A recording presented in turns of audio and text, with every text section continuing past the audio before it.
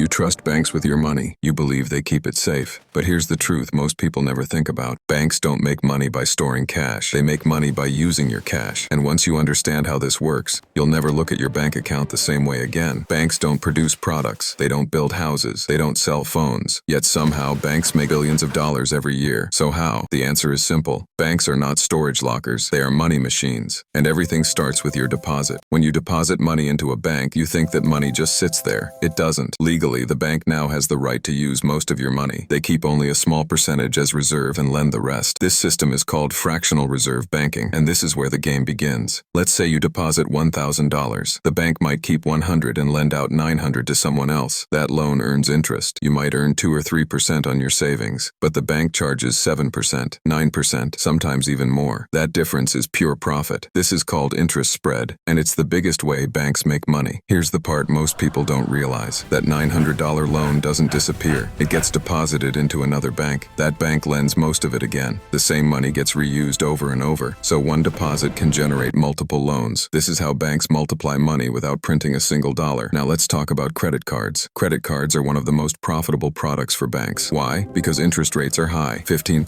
20%, sometimes even higher. Miss one payment, and the bank makes even more through fees. Late fees, penalty interest, annual charges. Credit cards turn short-term spending into long-term profit for banks. Banks also earn money without lending a single dollar. Account maintenance fees, ATM fees, overdraft fees, foreign transaction fees, small amounts, but charged to millions of people. Individually, you don't feel it. Collectively, it's massive. This is silent income for banks. Banks don't just lend money, they also invest in government bonds, in corporate debt, in financial markets. They use customer deposits to earn steady returns with very low risk. Your money works every day. You see a number on a screen. They see an opportunity. Banks are designed to win. If loans perform well, they profit. If loans fail, interest and fees already paid reduce losses. In many countries, banks are protected by regulations and bailouts. Risk is spread. Profit is concentrated. That's why banks survive even during economic crises. People think banks get rich by charging customers unfairly. That's not the full picture. Banks get rich because money keeps moving, interest keeps compounding, and time does the rest. They don't rush. They let the system work. So when you ask, how do banks make money? The real answer is this: by controlling the flow of money. Not by working harder, not by taking bigger risks, but by sitting in the middle of every transaction. Now you know. Banks don't grow rich by holding money. They grow rich by moving it. So next time you check your balance, ask yourself one simple question: is my money just sitting, or is it working for someone else?